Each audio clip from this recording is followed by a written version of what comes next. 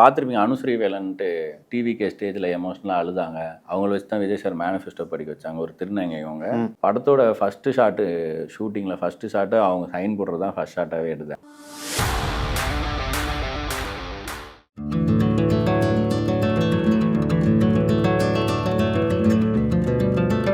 எழுது அதுக்கு நல்ல நேரம்னே ஒன்று கிடையாது, ஆரம்பிச்சிடணும். எல்லார் பேச்சையும் கேட்டவனும் கேட்டான், ஒருத்தன் பேச்சையும் கேட்காதவனும் கேட்டான். யார் பேச்சை கேட்கணுன்றது நம்ம கையில் தான் இருக்கு. இப்போ ஒர்க் ஆகிடுச்சு, சம மேட்ரு. அது ஒர்க் ஆகாமையும் போகலாம். பிஏபியே அடிச்சிருப்பாங்க என்னைய. லவ்வில் என்ன புனிதம்? லவ் தான். யாருமே பண்ணாததை இஷ்டத்துக்கு பண்ணலாம், எல்லாரும் பண்ணதை கொஞ்சம் வித்தியாசமாக பண்ணணும், அவ்வளோதான். தாய்மொழியில் யோசின்னு எங்கள் அம்மா எனக்கு சொன்னாங்கன்னு நம்ம ஹீரோ சொல்கிறாரு. தாய்மொழி ஏங்க சென்சார் பண்ணாங்க? மதுன்னு படத்துக்கு டைட்டில் வச்சுருக்கீங்க, அதனால தான் தருவோன்ட்டாங்க. நான் கடுப்பாக இப்போ வெளியே வந்துட்டேன். சார் நீங்கள் வந்து முகேஷ் அப்படின்னு ஒரு ஆடு பண்ணுறீங்க, அதனால யாரும் குடிக்கிறத நிறுத்தலை, முகேஷ்னு பேர் வைக்கிறத வேணால் நிறுத்திருப்பாங்க.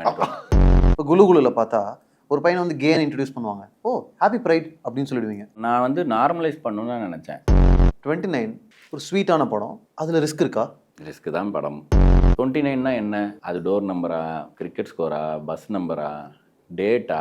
All the best for 29 first of all the best for 29 நாங்களும் எக்ஸ்பெக்ட் பண்ணுறோம் ரொம்ப. இப்போ அது டீசர் பார்த்தோன்னே எனக்கு நான் தான் அதில் ஹீரோ, நான் என்னோட படம் அப்படின்ற மாதிரி எனக்கு ரிலேட்டபிள் ஆயிடுச்சு. உங்கள் படம் தான் அது. தி மாதேவன் ஷோ. வணக்கம். வணக்கம். Welcome to empower, welcome to the Mahadevan show. இந்த மாதிரி மீட்டப்ஸ் ஆர்கனைஸ் பண்ணுறதுக்கு முக்கியமான ஒரு காரணம் என்ன அப்படின்னா, நான் மட்டும் கேள்வி கேட்டு, நான் மட்டும் பேசி, நான் மட்டும் கதைகள் கேட்டு என்ஜாய் பண்ணுறதை விட நிறைய பேர் சேர்ந்து கேள்விகள் கேட்கலாமே, மல்டிபிள் பெர்ஸ்பெக்டிவ்ஸை உள்ளே கொண்டு வரலாமேன்றது தான் ரொம்ப ஹெல்த்தியாக போய்கிட்டு இருக்கு. சூப்பர். இதில் நிறைய பேர் ஷேர் பண்ணிக்கிற ஒரு எக்ஸ்பீரியன்ஸ் ஆர் நிறைய பேர் ஃபேஸ் பண்ணுற ஒரு விஷயம் வந்து எழுதுறதை பற்றி தான். அதனால ஒரு ரிமைண்டர் கார்டு நம்ம வந்து பிரிண்ட் பண்ணுறோம். ஓ எழுது அதுக்கு நல்ல நேரம்னே ஒன்று கிடையாது, ஆரம்பிச்சிடணும். இந்த வெள்ளை பேப்பரை தான் பயப்படுத்தும். அதில் ஒரு டிராஃப்ட்னு ஏதாவது ஒன்று எழுதிட்டோன்னா அதுவே நம்மளை கூட்டு போகும்னு நினைக்கிறேன். இன்ஃபேக்ட் நான் ஒவ்வொரு ஸ்கிரிப்ட் எழுதும் போதும் முதல்ல நம்ம கேரக்டர்ஸ் மைண்டில் இருக்கும், சில செட்டப்ஸாக இருக்கும்ல, கொஞ்ச நேரம் தான் நான் அவங்கள பேச வைப்பேன். நீ இதை பேச போகிற, அதுக்கப்புறம் இவங்க இதை பேச போகிறாங்க, நான் சொல்லிட்டுருப்பேன். ஒரு பாயிண்ட் மேலே அவங்க சொல்லுவாங்க, நான் இதை சொல்கிறேன் எழுதுங்க. அந்த அந்த ஏரியாவுக்கு போகிற வரைக்கும் தான் கஷ்டம். அதுக்கப்புறம் அவங்களே அவங்கள ரூட்டை கண்டுபிடிச்சிடலாம். நிறையா படித்து என்ன பண்ணாலுமே கூட நம்ம சென்சிபிலிட்டிஸ்லேருந்து ஒன்று வரும்ல, அப்படி வரும்போது அது நம்மளே சர்ப்ரைஸ் பண்ணும். நமக்கே சர்ப்ரைஸ் பண்ணும். கண்டிப்பாக நம்மளே சர்ப்ரைஸ் பண்ணும். அதுக்கு எழுதணும். எழுது. Yes, nice. ரொம்ப சீரியஸாக ஸ்டார்ட் பண்ணிட்டோம். ஒரு பாட்டு பாடுங்க. நான் ஒரு பாட்டு எழுதியிருக்கேன் இப்போது, பூப்பாடல். அந்த பாட்டு அப்படி தான் ஆரம்பிச்சது. நான் வந்து டி ராஜேந்திர சார் மாதிரி வாயிலே மியூசிக் போட்டு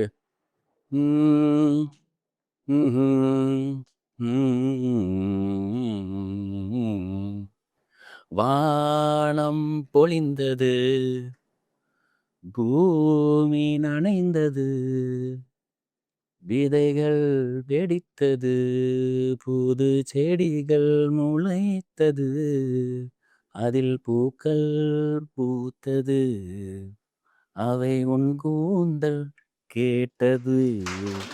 இது வந்து நான் கூச்சமாக இருந்துச்சு.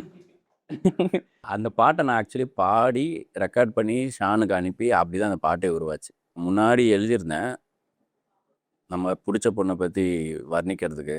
அந்த பொண்ணுக்கு வந்து அவ்வளோ ஹேர் கிடையாது, ஆனால் அந்த ஹேரை ஸ்பெஷலாக ஃபீல் பண்ண வைக்கணுன்னும் போது பூ பொறாமப்படுற ஒரு கூந்தலாக அதை ஆக்கிடணும் அப்படின்ட்டு ஆரிஜின் ஆஃப் த சாங் அதுதான்.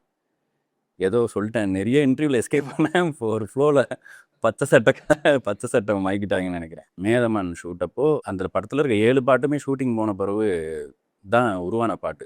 சந்தோஷ் நாராயண் சார் கால் பண்ணி இந்த மாதிரி அட்ரஸ் சாங்னு ஒரு சாங் இருக்கு, நம்ம பார் சாங்கு, அந்த சாங்க்கு லிரிக்கு எப்படி இருக்கலான்னு சொல்லி சும்மா எனக்கு ஒரு டெக்ஸ்ட் போட்டு விட்டுட்டு சொல்லிட்டு வச்சுட்டாரு. இங்கே ஷார்ட் ரெடி ஏற்கனவே ஓடிட்டுருக்கோம் வேகமாக. அப்போது எனக்கு என்ன பண்ணுறதுன்னு தெரில. கதைப்படி அந்த இடத்துல ஒரு பொண்ணை திட்டுறான், 19 பொண்ணை திட்டுறான். ஏன் எல்லாரையும் திட்டுற, ஒரு பர்டிகுலர் பொண்ணு தானே தப்பு பண்ணிச்சு, அந்த பொண்ணு மட்டும் திட்டுன்னு சொல்லி அப்புறம் அதோட இனிஷியலோடு திட்டி அப்புறம் அட்ரஸோடு திட்டுற மாதிரி அவன் எழுதி பாட எடுத்து இப்படி பார்ப்பான், விழுந்துருவான். பாட்டே இல்லைங்க. ஓ ஆக்சுவலி மொத்த மேதமாக நான் ஸ்கிரிப்ட் போய் சொல்லும் போது ஒரே ஒரு பாட்டு தான் இருந்துச்சு. பிரதீப் குமார், சந்தோஷ் நாராயண் 2 மியூசிக் டைரக்டர் எனக்கு கொடுத்தாங்க. எப்படி அப்புறம் சும்மா விட முடியும் அப்படின்ட்டு இந்த சிச்சுவேஷன் அப்படி தான் வந்துச்சு. அவர் வந்து அனுப்ப சொல்லிட்டாரு. நான் அந்த அட்ரஸே பிரித்து எஸ்மது நோமது ஃப்ரெண்ட் ஆஃப் பிரியங்கா உன் பேச்சு காணலாம் அப்படி பிரிச்சே ஏதோ உதுத்து ஊத்தாப்பம் போட்டு lyrics can be like this sir அப்படின்னு அனுப்பிட்டேன். அவர் ஒரு ஸ்மைலி அனுப்புனாரு. என்ன அர்த்தம்னு இன்ன வரைக்கும் புரியல. அப்புறம் மறுநாள் அதே இடத்துல தான் நாங்கள் ஷூட் பண்ணிகிட்ருக்கோம். கால் பண்ணி உனக்கு ஒரு மெயில் அனுப்பியிருக்கேன் பாரு அப்படின்னாரு. மெயிலை ஓப்பன் பண்ணால் song can be like this அப்படின்னு சொல்லிட்டு அனுப்பியிருக்காரு. அதுதான் அடி எஸ்மது. ரத்னகுமார் அவர்கள்ட்ட நிறைய யூனிக்னஸ் இருக்குது. இந்த மேட் மேக்ஸ் விஷயங்கள்லாமும் தொடர்ந்து நிறைய எக்ஸ்ப்ளோர் பண்ணிட்டே வரீங்க. அதெல்லாம் பேசலாம். அதுக்கெல்லாம் முன்னாடி 35 நாளில் முதல் படத்தை எடுத்து முடிக்கிறது, அந்த ப்ராசஸ் பற்றி சொல்லுங்கள். 35 நாள்னு நினச்சோன்னா உண்மையிலே பயமாக தான் இருக்கும். எவ்ரிடே இதை ஷூட் பண்ண போகிறோன்னு அதை பிரிக்கிறோம்ல, அது பிரிக்கும் போது அது அன்ரியலாக இருக்கான்னு செக் பண்ணிக்கணும். இப்போ ஃபஸ்ட்டு நாள் எப்படியும் கொஞ்சம் அவ்வளோ பேக்டப் பண்ண மாட்டோம். ஏன்னா பூஜை போடுறோம், அவன் வந்து வாழ்த்து சொல்கிறதுலே வந்து பாதி நாள் போயிடும். ஃபஸ்ட் ஷாட்டே லேட்டாக தான் வைக்கிற மாதிரி ஆகிடும். எல்லாருக்குமே அந்த ரிதம்க்கு வர்றதுக்கும் ஒரு டைம் எடுக்கும். எடுத்ததுமே 7வது கியரில் போக முடியாதுன்றனால ஃபஸ்ட்டு டே கொஞ்சம் ரிலாக்ஸ்டாக இருக்கும். ஷெடியூல் பண்ணும்போது ரிஸ்க்காக தான் பட்டுச்சு. ஏன்னா 7 பாட்டு இருக்குது. கேரவன் விட கூட இடம் இருக்காது. சந்து பொந்துலெல்லாம் நடந்து தான் போகணும். ஒரு நாளைக்கு அவ்வளோ காஸ்ட்யூம் சேஞ்ச் இருக்கும். அப்போ இது ரொம்ப சேலஞ்சாக இருக்கும். லொக்கேஷன் வைஸ் தான் எல்லாருமே ஷெடியூல் போடுவாங்கல்ல. ஏன்னா அந்த லொக்கேஷன் போனால் படத்தில் ஃபுல்லாக அந்த லொக்கேஷனில் என்னென்ன சீன் வருதோ எல்லாத்தையும் எடுத்துடணும். அந்த மாதிரி பிளான் பண்ணி தான் இந்த படமும் ஷூட் பண்ணோம். பட் ஒவ்வொரு லொக்கேஷன்லேயும் சீன் ஷூட் பண்ணும் போதே மாண்டேஜஸ் ஷூட் பண்ணிடுவோம். அதுவும் எல்லோரும் பண்ணுறது தான். போனால் ஒரு ஃபஸ்ட் எடுத்ததும் 2 மாண்டேஜ் எடுத்துருவோம் அப்படின்னு சொல்லிட்டு எடுத்துருவோம். என்ன பாட்டு அது பாட்டுன்னா வரப்போது அது இங்கே உட்காருமானும் தெரியாது. ஆனால் நமக்கு கையில் அது விஷுவல் இருந்ததுன்னா நம்ம ஏதாவது ஒர்க் பண்ணிடலான் இருக்கோம். அதனால மாண்டேஜஸாக எடுத்துருவோம். இப்போ இந்துஜாவோட மாண்டேஜெல்லாம் அப்படி தான். அவனுக்கு ட்ரெஸ்ஸு டிஷர்ட் வாங்கி கொடுக்கும், நடு ரோட்டில் ட்ரெஸ்ஸு மாற்றி வைப்பான், அயர்ன் பண்ணி எடுத்துகிட்டு வந்து கொடுப்பான் அவன் ட்ரெஸ்ஸை. வினோத் மெக்கானிக் செட்டை வினோன்னு அடித்து மாற்றி காமிக்குது. இதுமாரிலாம் ஒவ்வொரு லொக்கேஷன்லையுமே சீன்ஸ் எடுக்கும் போதே கேப்பில் மாண்டாஜஸ் எடுத்து வச்சுருவோம். ஒரு கேள்வி வருது, மாண்டாஜஸ் வந்து பல படங்களில் ரேண்டம் மாண்டாஜஸாக இருக்கும். பேசிகிட்டு இருக்கிறது, நடக்கிறது, கை கோத்து உட்கார்றது, ஆமாம், இது மட்டும் இருக்கும். அப்படி இல்லாமல் யூ ஆல்சோ ரைட் யுவர் மாண்டாஜஸ்ன்னு எனக்கு தோணும். ஐடியாஸாக அதுக்குள்ளே ஒரு ஐடியா இருக்குல்ல, அந்த அந்த உறவு வளர்கிறதுக்கு அங்கங்கே நம்ம சிக்னல்ஸ் வைக்கிறோம். அதுக்குள்ளே ஒரு ரேண்டம் மாண்டாஜ் கிடையாது. அது எப்படி இந்த வேலைகளுக்குள்ளே பண்ணுறீங்க?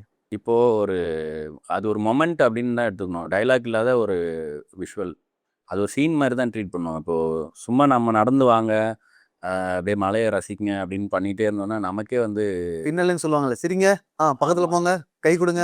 எல்லா படத்துலையும் பிஸ்னஸ் மேன் அப்படின்னு காட்டுறதுக்கு என்ன பண்ணுவாங்கன்னா வாக்கிங்லேயே தான் சைனிங்லாம் இருக்கும். நடந்துகிட்டே போகும்போது ஒருத்தன் செகண்ட் இட்டுவான். அவ்வளோ பிஸியாக உட்காந்து அது பண்ண முடியாது. நம்ம இங்கே ஒன்று அங்கே ஒன்று அதை எல்லா படத்துலையும் பார்ப்போம்ல. அந்த மாதிரி ஜெனரிக்காக ஒன்று சும்மா வந்தாங்க நடந்தாங்க அப்படின்னு போனாங்கன்றது வைக்கிறதுல அது அது இன்ட்ரெஸ்ட்டே ஒன்று வராது நமக்கு. சம்டைம்ஸ் நிறைய அதுவும் பார்ப்போம். நம்ம அது சீனாக தான் ஷூட் பண்ணப்பட்டிருக்கோம். அதுக்கப்புறம் பாட்டுக்குள்ளே அதை கொண்டாடலாம் அப்படின்னு சொல்லும்போது பாட்டாமரம் இப்போது ரத்னக்கட்டி பாட்டு இருக்கும் அந்த படத்தில். அது வந்து அந்த பொண்ணு ஃபஸ்ட் டைம் ஒரு பையனோட வீட்டுக்கு வந்திருப்பான்.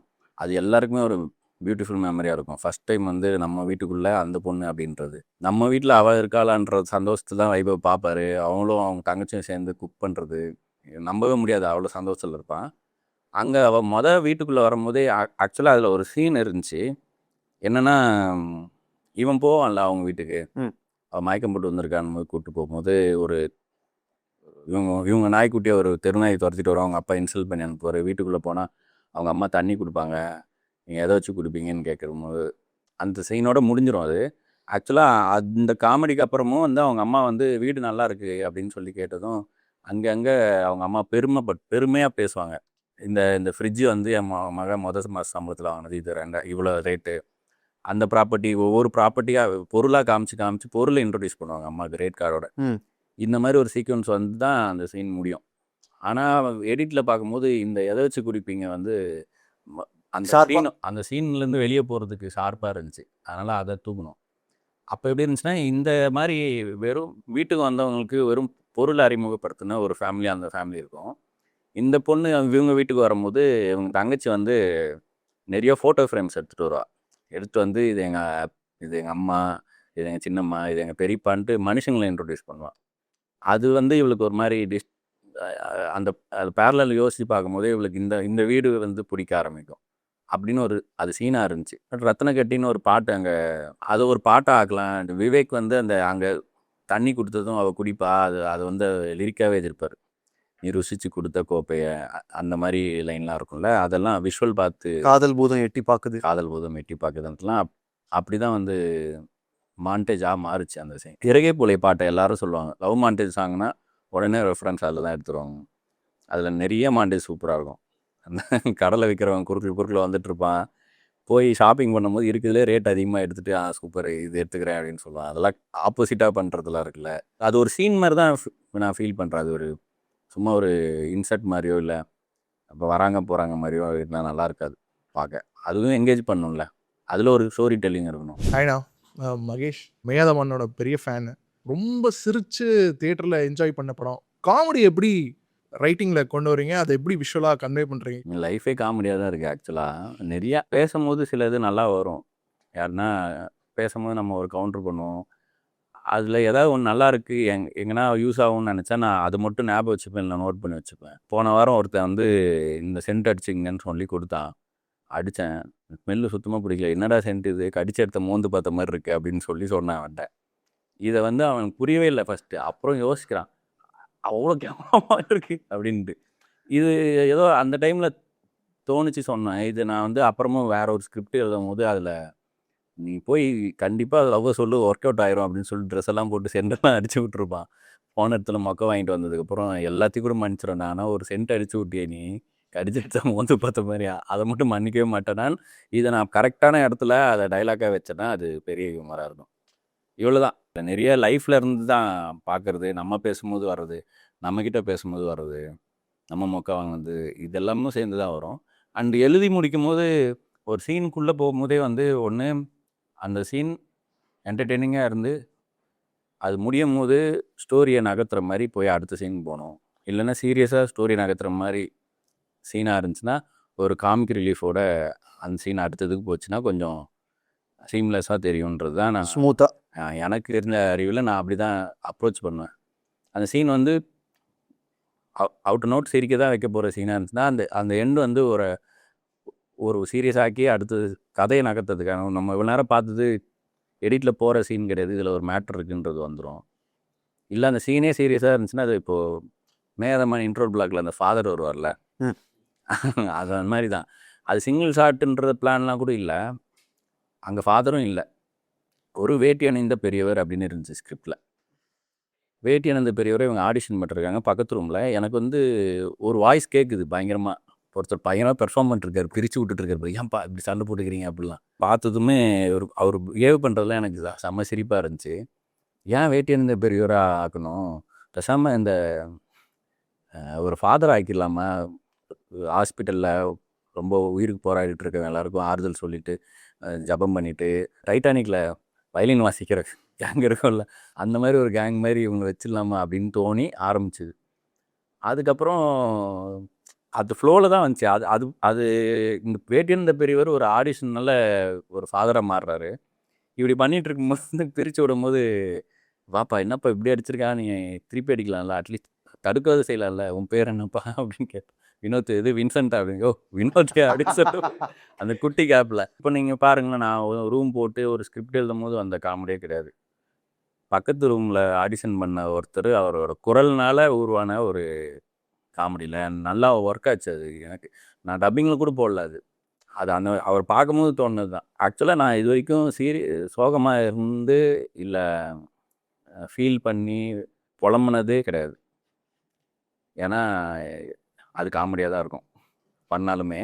ஸோ இந்த நெய்யாண்டியாக ஒன்று அப்ரோச் பண்ணுறது இருக்குல்ல, மேபி அந்த நேச்சர் வந்து காமெடியாக வருதுன்னு நினைக்கிறேன். பாப் கல்ச்சரில் நீங்கள் ரொம்ப ஆக்டிவாக இருக்கீங்க. அது வந்து உங்களுடைய படங்கள்லையும் இம்பேக்ட் பண்ணுது, ரிஃப்ளெக்ட் ஆகுதுன்றது எனக்கு தெரியுது. ஃபார் எக்ஸாம்பிள் மேயாதமான ப்ரமோட் பண்ணும்போது, அவர் பொசிஷன் பண்ணும்போது ராயபுரத்து லாலா பொசிஷன் பண்ணுறது, கேரக்டர் பேரே இதயம் முரளி தான். இப்போ இதயம் முரளின்றதே இதயம் படம் வந்த பிறகு அவர் பாப் கல்ச்சரில் இம்பேக்ட் ஆன பிறகு தான் இதயம் முரளின்னு ஒன்று டெவலப் ஆகுது. அது மக்கள் டெவலப் பண்ணது தாங்க. குலு குலுன்ற டைட்டில் வந்து ஒரு பாப் கல்ச்சர் இம்பேக்ட் தான். ஆமாம், அது ஒரு ஃபேமஸ் வைரல் வீடியோலேருந்து வந்தது. அண்ட் குலு குலு படத்துலேயே நீங்கள் வந்து கேஜிஎஃப்னுடைய அம்மா டைலாக ஸ்பூஃப் பண்ணியிருப்பீங்க. ஆடை படம் வந்த டைமில் ப்ராங்க் வீடியோஸ் பயங்கரமாக போயிட்டு இருந்துச்சு, அதை வச்சு ஒன்று பண்ணுறது. இப்போது கரண்ட்டாக நம்மளை சுற்றி நடக்கக்கூடிய எலிமெண்ட்ஸை எடுத்து நம்மளோட படங்களில் வைக்கிறது இருக்குல்ல. நான் பண்ணும்போது அது ரொம்ப வரல. பட் இப்போ வந்து ரொம்ப போன வாரம் ட்ரெண்ட் ஆனது கூட வந்துடுது. இன்ஃப்ளூயன்சர்ஸ் வச்சு மார்க்கெட்டிங் பண்ணாங்க. இப்போ இன்ஃப்ளூயன்சர்ஸே நடிக்கிறாங்க உள்ள. எனக்கெல்லாம் தேட்டரில் பார்த்துட்டு எதுக்கு சிரிக்கிறாங்க அப்படின்னா புரியல. பார்க்கும்போது இன்னும் பேசவே ஆரம்பிக்கல. இப்போ தான் வந்து நிற்கிறான், யாருன்னே தெரில. எதுக்கு இப்படி இந்த எனர்ஜி இருக்குது தேட்டர்லனே புரியல. அப்புறம் தான் இப்போ வாழை படம் வந்து அவ்வளோ இன்ஃப்ளூயன்சர் நடிச்சிருக்காங்க. இப்போ நீங்கள் பாப் கல்ச்சர் ரெஃபரன்ஸுக்கு போகிறீங்க. இப்போ இப்போ எங்கே போயிட்டுருக்கு பாருங்க. ஆனால் அதோட லைஃப் ஸ்பேன் ரொம்ப கம்மி. நீங்கள் கொஞ்சம் வருஷம் கழித்து திரும்பி போய் பார்த்தீங்கன்னா அது ரொம்ப அவுடேட்டடாகவும் ஃபீல் ஆகும். அது ஒரு வேர்ல்டு, அது ஒரு கேரக்டர்ஸு, அது ஒரு தனி ஃபிலிம்ன்ற ஃபீலிங்கே இல்லாமல் அது ஒரு கம்பைலேஷன் ஆஃப் ரீல்ஸ் ஃபீல் வருது. ஆனஸ்ட்டாக சொல்லணும்னா அது ஒரு தனித்துவம் போயிடுது. நான் பண்ணும்போது வந்து நான் மேம்போக்கா 1, 2 இந்த மாதிரி உள்ள நுழைச்சது உண்டு. இப்போது அது ரொம்ப பம்பார்ட் பண்ணி எங்கேயோ இருக்குது. இப்போ வடிவேல் டைலாக் இல்லாமல் நம்ம ஒரு கான்வர்சேஷனே வைக்க முடியுது இல்லைல்ல. அந்த மாதிரி அந்தளவுக்கு நம்ம கன்சியூம் பண்ணி வச்சுருக்கோம் இந்த பாப் கல்ச்சர் இருக்கிற கண்டென்ட்டை. இன்ஃபேக்ட் 29ல் ஒரே ஒரு ரெஃபரன்ஸ் கூட இருக்காது படத்தை பற்றி உள்ளே பேசுகிறதோ. Very happy. எஸ். ஏன்னா இது வந்து டிண்டர் பம்பிள் ஓய வருவதற்கு முன்பு ஒரு காலத்தில் நான் போட்டது காரணம் இந்த 3 வந்து கொஞ்சம் ரிலேஷன்ஷிப்புக்குள்ளே நெருக்கமாக இருக்கிற ஆப்ஸ். அந்த லவ் இந்த லவ்வுக்காக அதை போடவே இல்லை. ஓ, அந்த லவ் புனிதமாக இருந்துச்சு. என்ன புனித லவ்வில் என்ன புனிதம்?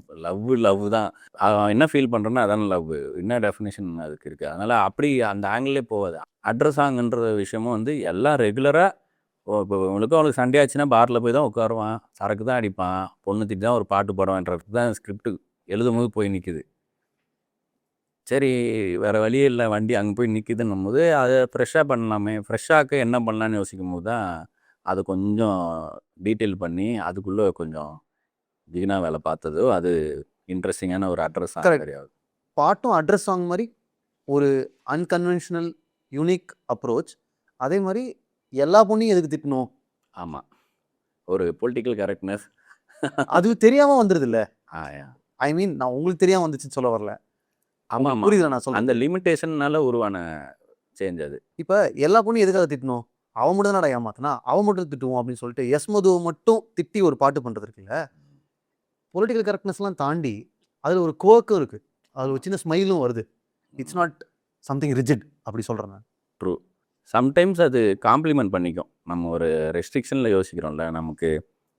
நான் அதையும் சொன்னேன் ஒரு முறை. நம்ம வந்து காலி ரோட்டில் வண்டி ஓட்ட கற்றுக்க முடியாது. குறுக்கில் மறுக்கில் போய் எவனாவது ஒருத்தன் வருவான்ல, அந்த ரோட்டில் வண்டி ஓட்டி கற்றுக்கினா தான் நமக்கு வந்து நம்ம ஒரு ஸ்கில்ஃபுல் டிரைவரில். அதனால் அப்டக்கிள் வர வர தான் நம்ம எக்ஸ்ட்ராவாக ஸ்கில்டாக ஆகும். எனக்கு எப்போல்லாம் ரெஸ்ட்ரிக்ஷன் வந்ததோ அப்போல்லாம் புதுசாக இருக்குது ஒரு சீனு. க்ரியேட்டிவ் சாய்ஸே வந்து வித்தியாசமாக மாறுறது எல்லாமே வந்து அப்படி தான் வந்திருக்கு. ரைட்டிங்லும் சரி, டைரக்ஷனும் சரி. எனக்கு பட்ஜெட்டே இல்லைன்னும் போது நான் அந்த காற்றுல அசையும் தாமரை பாட்டை வந்து என்ன இன்ட்ரெஸ்டிங் ஆக்கலாம், நம்ம சைஸுக்கு என்ன சிஜியில் பண்ண முடியும்னா, ஒரு அக்கா வரட்டி சாணி எடுத்து செவுத்துல அடிக்கும், அது ஹார்ட் ஷேப்பில் போய் சப்புன்னு விழும். அது பெரிய சிஜிலாம் கிடையாது. ஆனால் அதை ஒன்று பண்ணலாமேன்னு தோணுது. மழை துளி தண்ணி தரையில் விழும், சுடு தரையில் விழுற ட்ராப்பெல்லாம் ஹார்ட் ஷேப்பில் விழுந்து அப்படியே பொசுன்னு மண்ணுக்குள்ளே இதுக்குள்ளே போயிடும் தரையில். இது மாதிரி குட்டி குட்டியான வேலை தான் நம்ம அப்போ பண்ண முடியும். வேதவானுக்குள்ள ஒரு சின்ன சங்கர். ஆமாம், எனக்கு அது ரெஸ்ட்ரிக்ஷன் நல்லா தான் வந்தது. நான் 29 படத்தை முடிஞ்ச அளவுக்கு உள்ளே போகும்போது அவங்கள அமைதிப்படுத்தி அவங்கள வேற ஒரு டைம்லைனில் வேற ஒரு ஸ்பீடில் வைக்கணுன்ற ஐடியாவில் தான் பண்ணியிருக்கேன். ஸோ எங்கேயுமே அறக்க பறக்க அந்த படம் இருக்காது. நீங்கள் நினச்ச பேஸில் ஆமாம் உங்களுடைய ரிதமில் நாங்கள் படம் பார்ப்போம். ஆமாம். விவேக் பர்சனா இந்துஜா அந்த ஈக்குவேஷன் இருக்குல்ல, அதில் ஃப்ரெண்டோட தங்கச்சி, ஸோ பிரதர்னு தான் கூப்பிட்டுருப்பாங்கல்ல அவங்க. ஆமாம் அது டக்குன்னு லவ்வாக மாறுதுல்ல. இப்போ ஒர்க் ஆகிடுச்சு, சம மேட்ரு. அது ஒர்க் ஆகாமையும் போகலாம். ஆமாம். ஒரு காலம் எனக்கு பிஏ அடிச்சிருப்பாங்க என்னைய. அதான் நடந்திருக்கும். ஏதாவது தமிழ் கலாச்சாரம்னு ஆரம்பித்து என்னைய என்ன பண்ணியிருப்பாங்க, எனக்கு ரிஸ்க்கு தெரிஞ்சுது அப்போவே. நீங்கள் கேட்க வந்தது அதுதானே? அதுதான் சொல்கிறேன் நான். ஐயா அது எப்படி ட்ரிக்கியான இடம் இல்லை அது. அது அண்ணன் வேற கூப்பிட்டாச்சு. அப்படிலாம் இருக்கும். ஒரு ஒரு பாயிண்ட்ல வந்து சில பேர் வந்து படிக்கிறதுக்காக ஒரு 4 வருஷம் எங்கன்னா போயிட்டு வந்திருப்பாங்க. வந்ததுக்கப்புறம் அந்த பொண்ணு வேற மாரி இருக்கும். அது ஆர்கானிக்கா தான் நடக்கும். நான் இதில எந்த இதுவும் புரியுது. சொல்ல வரல. அப்படின்னும்போது என்ட்ட என்ன இருந்துச்சுன்னா, நான் அதுன்னு ஒரு ஷார்ட் ஃபிலிம் பண்ணேன். என்னைய அத ஃபீச்சரே பண்ண சொல்றாங்க. அந்த ஷார்ட் ஃபிலிம் என்னால ஜவ்வா இழுத்து நான் பண்ண மாட்டேன்ட்டேன். அதுக்கு நடுவுலலாம் சீன் வச்சு, கடைசியில அவ மனம் மாறுறது தான் கிளைமேக்ஸ்ன்னு வச்சு, இவன் காலேஜில என்னென்னலாம் எப்படிலாம் லவ் பண்ணான்றதெல்லாம் சீனா வைக்க மாட்டேன்ட்டேன். ஃபர்ஸ்ட்டு 20 நிமிஷமே இத வச்சுட்டு, அதுக்கப்புறம் என்ன நடக்குதோ எழுதுறேன். அதுக்கு ஓகேவான்னு கேட்டு தான் நான் எழுதுனனே. அப்ப என்ட்ட வந்து அந்த ஷார்ட் ஃபிலிம்ல வேற என்ன இருக்கு? இந்த கதைய வளர்க்கலான்னா, ஒரு ஃப்ளோல ஒரு டயலாக் சொல்லுவான். என் தங்கச்சி சுடர்விழி, அது பொண்ணு. இவளும் இருக்காளே பஜாரின்ட்டு. ஓகே. எனக்கு ஒரு தங்கச்சி இருக்கு, சுடர்விழின்னு ஒண்ணு இருக்கு. கூட்டு வா, அவள வச்சு ஆரம்பிப்போம் அப்படின்னு சொல்லிட்டு, 1 வருஷத்துக்கு பிறகு நான் ஆரம்பிச்சோம். எங்க வீட்டு குத்துவிளக்கு சாங்குன்னு ஒண்ணு ஆரம்பிக்கும். அதுல கொலாடி சண்டையில தங்கச்சி இன்ட்ரோடியூஸ் ஆகும். ஸோ தங்கச்சிட்டருந்து ஆரம்பிச்சேன் மீதிய. இப்போ தங்கச்சி இருக்கு, ஃப்ரெண்ட் இருக்கான். இவங்க 2 பேரோட ஈக்குவேஷன எப்படி கொண்டு போலாம் அப்படின்னும்போது, ஆப்வியஸா நெறைய படங்கள பார்த்துருப்போம். அண்ணனோட ஃப்ரெண்டு தங்கச்சிய லவ் பண்ணும். லவ் பண்றது வந்து கான்ஃப்ளிக்ட்டா தான் இருக்கும். ம். எப்புட்றா என் தங்கச்சி எப்புட்றா நீ லவ் ஆ பண்ணுவ? இல்ல என் தங்கச்சி உனக்கு தங்கச்சி எப்புட்றா அப்படி பார்த்த? உன்னைய வீட்டுக்கு கூட்டிட்டு போய் அப்படிலாம் இருக்கும்ல. இந்த சீனு, இந்த சிச்சுவேஷன் நெறைய படத்துல பார்த்துட்டோம். இத வந்து நெனச்சு பெருமையா ஆவுற ஒரு அண்ணன் இருக்கிற மாரி இருந்தா வித்தியாசமா இருக்காது. வினோத் எனக்கு மச்சான் அப்படின்னு ரொம்ப சந்தோஷப்படுவான் சொன்னதுமே. யாருமே பண்ணாதத இஷ்டத்துக்கு பண்ணலாம். எல்லாரும் பண்ணத கொஞ்சம் வித்தியாசமா பண்ணணும் அவ்வளோதான். அப்போ அண்ணான்னு கூப்பிட்டு, தங்கச்சின்னு கூப்பிட்டு வளர்ந்த 2 பேருக்குள்ள ஒரு தங்கச்சி வந்து நான் அண்ணனுக்காக ஒருத்தன் இவ்வளோ எக்ஸ்ட்ரீம் போய் சண்டை போட்டு அவனை உயிரை காப்பாற்றிருக்கான்றது வந்து பெரிய விஷயமா எனக்கு தெரியும்போது, ஒரு நைட்டு தனிமையில் அவன் கட்டில் தூங்கிட்டு இருக்கும்போது இவ ஏதோ படிச்சுட்டு இருக்கும்போது பார்க்கும்போது இவ பார்வை அப்போ தான் மாறும் அவன். ம். ஆனால் அவளுக்கு ரொம்ப டிஸ்டர்ப் பண்ணும். இவனோட டச்செல்லாம் தங்கச்சியாக இருக்கும். ஆனால் அவளுக்கு அது உறுத்தும்போது காண்டா போய் தள்ளி விடும்போது தங்கச்சின்னு சொல்லி தொட்டு தொட்டு பேசாதன்னும் போது டச்சு தப்பாக இருக்குன்ற மாதிரி ஆயிடும் அது இல்லையா? அது வந்து அந்த சீன் எடுத்துட்டு கார்த்தி சுப்புராஜ் இருந்தார் செட்டில். ஒரு மானிட்டர் பார்க்கும்போது தள்ளி விடுற அளவுக்கு போகணுமா? ரொம்ப கொஞ்சம் அது கொஞ்சம் ஓவர் ட்ராமாவாகிட போகுது. அப்புறம் நீங்கள் அதை திரும்ப கொண்டாடுறது கஷ்டமாக இருக்கும். அப்படி சொன்னதும் எனக்கு வந்து இல்லை இது கன்விக்ஷனோடு இருக்கேன் நான் இது ஒர்க் ஆகும்ன்ட்டு. அவர் மானிட்டரில் உட்காந்துருக்காரு, நானும் மானிட்டர் உட்காந்துருக்கேன். போய் இந்துஜாட்ட சொல்லிட்டேன். நீ தள்ளி விடுற ஸ்பீடில் அவன் வைபவ் மேலே விழுந்து வைபவ் டிவியில் விழுந்து டிவி மேலே இருக்க பொருள்லாம் கீழே விழணும். அந்த மாதிரி தள்ளி விடுன்னு சொல்லிட்டு வந்துட்டேன். என்ன நடக்குதுன்னு பார்ப்போம் அப்படின்னு நானும் அவரும் உட்காந்துருக்கோம். மானிட்டர் பார்த்துட்ருக்கோம். அவள் தள்ளி விட்டு டிவி ஈவெலாம் கவுந்து அவர் கால் மாட்டில் வந்து ரொம்ப சுற்றிட்டு இருந்துச்சு வெளியே. அது பார்த்தாரு. சரி இவங்க எடுக்கவர் தான் எடுப்பானுங்கன்ட்டு. எனக்கு அங்கே செட்டப் பண்ணது வந்து செகண்ட் ஹாஃபில் பிளைண்ட் ஸ்கூலில் போய் எழுதும்போது அவள் எப்படியும் நான் பார்க்குற பார்வை மாறிச்சோ அதே மாதிரி இவன் பார்வை மாறும்ல. அவள் எழுதும் போது உட்காந்து தூரத்தில் ஏதோ ஒரு தைரியம், குருட்டு தைரியம் தான் எல்லாத்தையும் நம்பணும் ஒர்க் ஆகும்ன்ட்டு. கன்விக்ஷனோட எடிட் டேபிளில் நாங்கள் வந்து ஆசிரியர் புள்ளியில் வச்சு கட் பண்ணோம். அப்போ தான் எங்கள் அப்பா நம்ம அடிக்காத தாண்டிடுவோன்னு நினைக்கிறேன் அப்படின்னு தோணுச்சு. இந்த காதல் கண்மை ஆகுது. ஸோ அப்படி தான் அது ஆரம்பிச்சுது. அதுக்கப்புறம் பண்ண படம் கொடுக்குற ரிஸ்க்கு தான் ஆடையை சொல்கிறேன். ஏன் ரிஸ்க் எடுக்கணும்? ஒரு ஃபிலிம் மேக்கர் ஏன் ரிஸ்க் எடுக்கணும்? அது ஏன் முக்கியம்? ரிஸ்க்குன்றது இன்னும் ஒரு எக்ஸ்ட்ராவாக இன்ட்ரெஸ்டிங்காக ஆக்க பண்ணுற ரிஸ்க்கு தான். இன்ஃபேக்ட்டு இந்துஜாவோட இன்ட்ரோ இருக்கும் படத்தில்.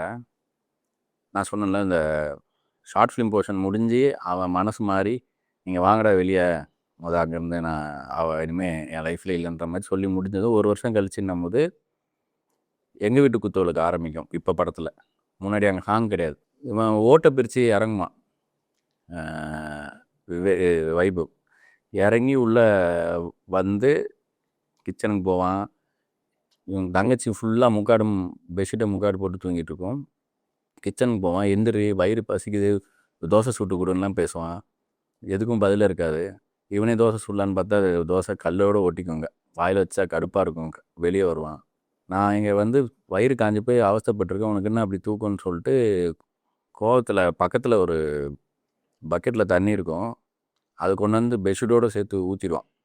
ஊற்றுறான் ஃபுல்லாக முக்காடு போட்டு ஜன்னி இந்த மாதிரி உட்காந்துட்ருப்பா. கோவத்தில் பக்கத்தில் இருந்த சொம்பை தூக்கி வீசுவா. அவன் தலையில் படும். பட்டதும் அவன் நங்குன்னு பட்டுரும், கோவம் வந்துடும். இவ திடுக்குன்னு எழுந்துச்சிடுவா முக்காடு போட்டு. எழுந்துச்சா அவன் கிட்ட வர வர இவ பின்னாடி போயிட்டே இருப்பான். வெளியே ஓடலான்னு பார்த்தா 2 சைடு செவுத்துலையும் பிளாக் பண்ணுறான். அண்ணனும் தங்கச்சியும் இப்படி ஆட்டம் போட்டுரு. நானும் போகுது அம்மா அப்பா இல்லாத பொண்ணு அப்படின்னு உனக்கு செல்லம் கொடுத்தா நீ வந்து ஓவராக ஆடிட்டுருக்க அப்படின்னு சொல்லி ஏதோ பேசிட்டே போய் பிளாக் பண்ணுவான். பண்ணதும் முழுசாக நினைஞ்ச பிறகு எதுக்கடி 2 பெட்ஷீட்டை உருவ போனால் ட்ரெஸ்ஸு போடலன்றோம். இதே எழுதியிருக்கேன். ட்ரெஸ்ஸு போடலன்னு சொன்னால் இவன் பக்கு நேரம் பின்னாடி போவான். நேரி சொல்கிறேன் அம்மா ஆமாம் நீ பாட்டு வினோத் வீட்டில் தங்கிடுவேன் நான் வரமாட்டேன்ட்டேன். நைட்டானா கரண்ட்டை பிடிங்கிறாங்க, வெயில் காலம் வேறு, தண்ணியே எப்போயா தான் வருது, குளிச்சு 2 நாள் ஆகுது. சரி யாருன்னு இல்லையன்ட்டு ஃப்ரீயாக படுப்போன்னு படுத்துருந்தேன்னு சொன்னதும் இவனை கட் பண்ணுவான். இப்படி யோசிப்பான். என் தங்கச்சி சுடர்விழி அது பொண்ணு இவ்வளோ இருக்கேன் பஜாரின்னு மதுக்கிட்ட இவ்வளோ பெருமையாக சொன்ன ஞாபகம் வரும். அப்போ வந்துட்டு கூட்டம் ஓடும் வெளியில்.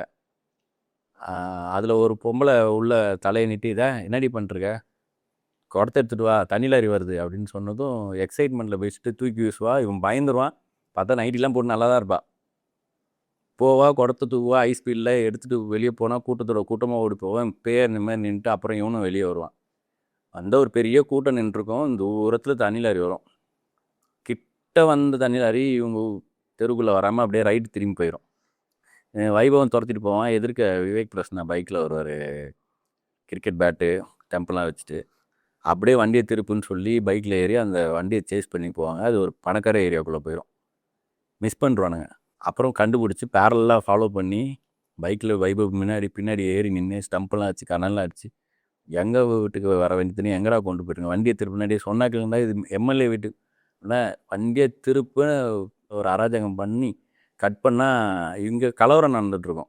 உங்கள் தங்கச்சிக்கிட்ட ஒரு பொம்பளை கேட்கும், உங்கள் அண்ணன் தண்ணி லாரியை திருப்பிட்டு வந்துடுவானாடி அப்படின்னு கேட்டால் இதுங்களே சரியான தண்ணி லாரிங்க இதுன்னு போய் இன்னொரு தண்ணி லாரி கூட்டு வந்து ஏதோ ஒன்று சொல்லிடும். சொன்னதுக்கு பதில் குடிமைப்புரி சண்டை போட்டுருங்க. ஒரு சின்ன பையன் உள்ளே பூந்து வந்து தண்ணி லாரி வருதேன்னு கத்துவான். சண்டை நின்று திரும்ப எல்லாம் லைனில் வந்து நிற்பாங்க. தூரத்தில் பார்த்தா இவங்க பைக்கு முன்னாடி வரும், தண்ணி லாரி பின்னாடி வரும். என் பைக்கை கொண்டு போய் விவேக்கு ஓரமாக விடுவான். வைபவ் இறங்கி உடனே எல்லாருக்கும் கையெல்லாம் காமிச்சு மாஸ் பண்ணிட்டோன்ற மாதிரி சீனை போட்டு ஸ்டம்பெல்லாம் சுற்றிக்கிட்டுலாம் போயிட்டுருப்பான். விவேக் இப்படி ஸ்டாண்டை போட்டு இப்படி திரும்புவான். ஒரு ஸ்பீட் பிரேக்கரில் லாரி ஏறி இறங்கும். நுரையாக ஊற்றும் தண்ணி டேங்க்லேருந்து கழிவு நீர் ஊற்றின்னு போட்டிருக்கோம். தங்கச்சி சமகானா நின்றுருக்கோம். அது குடத்தை தூக்கி வீசினதுலேருந்து சில மாண்டேஜ் வந்து இவங்க லைஃப்பை எஸ்டாப்ளிஷ் பண்ணி அந்த ஊரே எஸ்டாப்ளிஷ் பண்ணி அந்த அப்படின்னு ஒரு சீன் வச்சுருந்தாங்க. கார்த்தி சுப்ராஜ் சார் பார்த்துட்டு நீங்கள் ரொம்ப நல்லா இருக்கு, ஆனால் அந்த ட்ரெஸ்ஸு போடலன்னு சொல்கிற ஒரு செகண்ட் ஒரு ஜெர்க் ஆகுதுல்ல, அந்த ஜெர்க்கு வந்து சீன் முடிகிற வரைக்குமே எனக்கு பதட்டமாக இருந்துச்சு. அது சொல்லும் போதே அப்படிதான் இருக்கு. இப்போ அப்படி இருக்குல்ல, அதான் நம்ம ஒரு திமிரில் இது ஒரு பிளைண்டாக போகும்போது தெரியாது. ஏன்னா அந்த பொண்ணு ரொம்ப அத்தாரிட்டியாக அவன் அண்ணனை மிரட்டுறதும் சரி எல்லாமே இருக்குன்னு பிகினிங்லே இப்படி வரணும்னு பண்ணது. அது நானும் ஷூட் போகிறதுக்கு முன்னாடி வரைக்கும் கன்வின்ஸ் பண்ணிலாம் அப்படியே போயிட்டு இருந்துச்சு. அப்புறம் அது வேணாம் அப்படின்னு முடிவு பண்ணோம். கொஞ்சம் டேஞ்சர் ஜோன்லேயே வாழ்ந்து பழகிட்டேன்னு நினைக்கிறேன். 29 இப்போ வரைக்கும் நாங்கள் பார்த்ததெல்லாம் வச்சு பார்த்தா ஒரு ஸ்வீட்டான படம், ஒரு ஹார்ட் ஃபெல்ட் ஃபில்ம். அதில் ரிஸ்க் இருக்கா? ரிஸ்க்கு தான் படம். அது ஒரு விஷயம் பேசுது, அது வந்து ரொம்ப முக்கியமாக பேசப்படணும். அது எனக்கு தெரிஞ்சு நல்ல டேக்அவே தான் இருக்கும். சில கல்ச்சர் ஷாக், சில விஷயம் வந்து கொஞ்சம் நீஜர்க் ரியாக்ஷன்ஸ் கொஞ்சம் வரும்னு நினைக்கிறேன். ஓகே, ஒரு தேவையான படமாக இருக்கும்னு நினைக்கிறேன். மேயாதம்மான் வந்து மெர்சலோட ரிலீஸ் ஆயிருந்தது. ஸோ நான் என் ஃப்ரெண்ட்ஸ்லாம் வந்து மெர்சலுக்கு டிக்கெட் கிடைக்காதனால நாங்கள் மேயாதம்மான் போய் பார்த்தோம். கரூரில் பார்த்தோம் நாங்கள். ஸோ வந்து உள்ளே போனதுக்கு வந்து மெர்சல் பார்க்கலைங்கிற டிசப்பாயின்மெண்ட் விட வெளில வரும்போது ஒரு நல்ல படம் பார்த்தவங்கிற சாட்டிஸ்ஃபேக்ஷன் இருந்துச்சு. ஃபஸ்ட்டு படம் பண்ணும்போது எந்த ஒரு பேக்ரவுண்டும் இல்லாமல் வந்து ஒரு டிஃப்ரெண்ட்டான முயற்சி பண்ணி அதில் சக்ஸஸ் ஆகிறது பெரிய விஷயம் சார். ஸோ நெக்ஸ்ட்டு படம் வந்து உங்ககிட்ட இருந்து என்ன வரும்னு வெயிட் பண்ணிட்டு இருந்தோம். ஆடைன்னு ஒரு அனௌன்ஸ்மெண்ட் வந்துச்சு. ஸோ அப்படி இருக்கும்போது தமிழில் அதை பண்ணலான்ற ஒரு தாட் ப்ராசஸ் உங்களுக்கு எங்கேருந்து வந்துச்சு? நான் அந்த ஸ்கிரிப்ட்டு விஜய் கார்த்திக் தான் வந்து என்னை நீ வந்து இந்த ஸ்கிரிப்டை நம்ம இப்போ பண்ணணும்டா, இப்போ பண்ணால் மட்டும் தான் பண்ண முடியும். விஜய் தான் எனக்கு டிரைவிங் ஃபோர்ஸ் எப்போவுமே. நான் காலேஜ் படிக்கும்போதே அவன் மூலமாக தான் எனக்கு உலக சினிமா டிவிடிஸ் அகைன் அதை எடுத்தோம். எடுக்கிறதுக்கு அமலாபால் ஒத்துக்கிட்டாங்க. அண்ட் ஃபோட்டோ ஷூட் பண்ணோம். ஃபஸ்ட்டு ஃபோட்டோ ஷூட் பண்ணி ஃபஸ்ட் லுக் விடுவோம், என்ன சொல்கிறாங்க? அடித்து வச்சாங்கன்னா கடையை சாத்திடுவோம் அப்படின்னு சொல்லிட்டு ஃபஸ்ட் லுக் விட்டுருவோம் சார். எப்படி இருக்குது பார்ப்போம், படம் எடுக்க விட்றாங்கன்னு பார்ப்போம், விட்டாங்கன்னா நம்ம எடுப்போம் சார்ன்னு சொல்லிட்டேன் ப்ரொடியூசர்ட்டையும். ஸோ ஃபோட்டோ ஷூட் பண்ணோம். ஃபோட்டோ ஷூட் அப்போ அவங்க அவ்வளோ கான்ஃபிடென்ட்டாக பேசினவங்க ஃபோட்டோ ஷூட்டுக்கே அவங்க அந்த டிஷ்யூ பேப்பரோட தான் ஷூட் பண்ணோம். டிஷ்யூ பேப்பரே ரேப் பண்ணி இருக்கிற மாதிரி. அது பிளான் பண்ணி ஃபோட்டோ ஷூட்டுக்கு ரெடி பண்ணிட்டோம். அவங்க போய் ட்ரைப் பண்ணிட்டு வந்தாங்க. அவங்க இன்செக்யூராக இருக்காங்க, அவங்களுக்கு பயம் இருக்குது, அது எல்லாமே தெரியுது. அப்புறம் நான் வந்து இந்த சிச்சுவேஷன் படத்தில் போகிறதுனா உங்களுக்கு வேறு எதுவுமே கிடைக்கலன்னும் போது ஏதோ ஒரு டாய்லெட்டில் யூஸ் பண்ணி மீதி இருந்த ரோல் கீழே கிடக்கும். உங்களுக்கு வந்து இவ்வளோ தான் டிஷ்யூ பேப்பரே இருக்குது, அதுதான் நீங்கள் யூஸ் பண்ணணுன்னா அப்படி இருந்தால் தான் இது ஒர்க் ஆகும். அப்போ தான் உங்கள் முகத்துலேயே அந்த பயம் வரும். நீங்கள் இப்போது நம்பலை அப்படின்னா இந்த படம் பண்ணவே வேணாம் அப்படின்னு சொல்லிட்டேன். அப்புறம் அவங்க ஃபஸ்ட்டு பொட்டலை மாதிரி சுற்றி மம்மி மாதிரி வந்துட்டேன். ஒரு 4 பண்டலில் சுற்றிட்டு வந்துட்டாங்க மொத்தமாக. அப்புறம் அப்படி சொன்னேன்.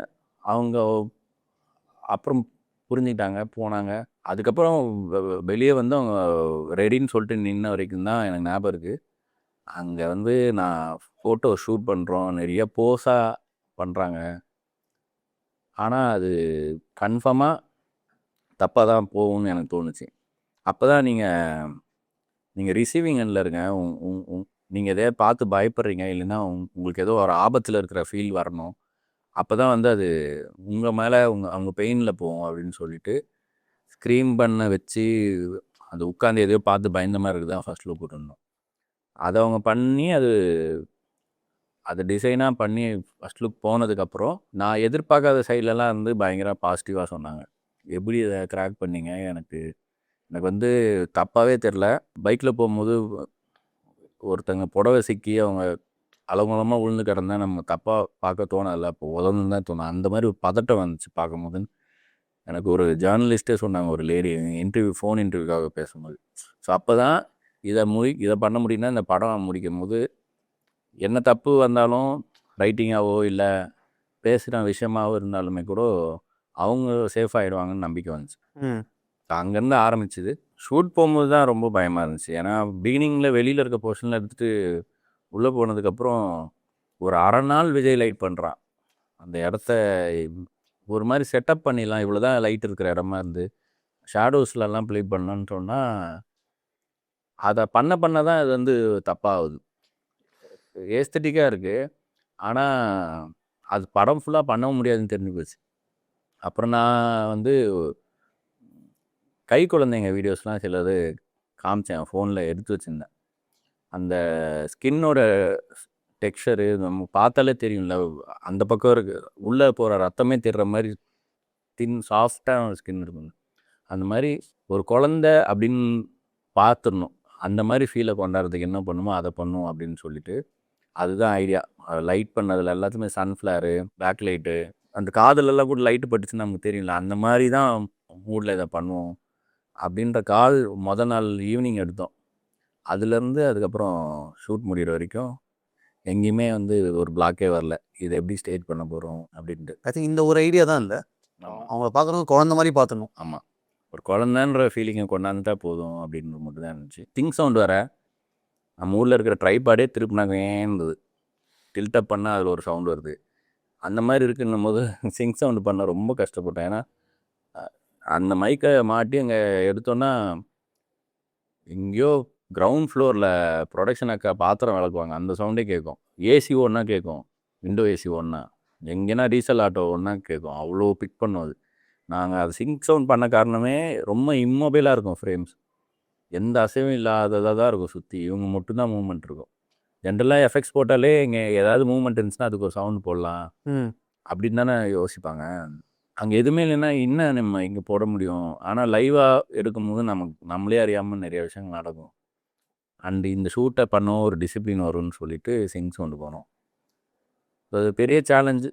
அப்போது அதுவும் ஒரு 35 நாள் 38 நாளில் முடிச்சிட்டோம் அந்த படமும். இது வேறு மாதிரியான ஒரு க்ரியேட்டிவ் சாய்ஸ்னு வச்சுப்போங்க. குலு குலுவில் ஜிபரிஷ் டைட்டில் மொழி பற்றி பேசுது, எந்த அடையாளமும் இல்லாத யாரோ ஒருத்தனை பற்றி பேசுது, அதில் ரிஸ்கே இல்லைன்னு நம்ம நினைக்கிறோம்.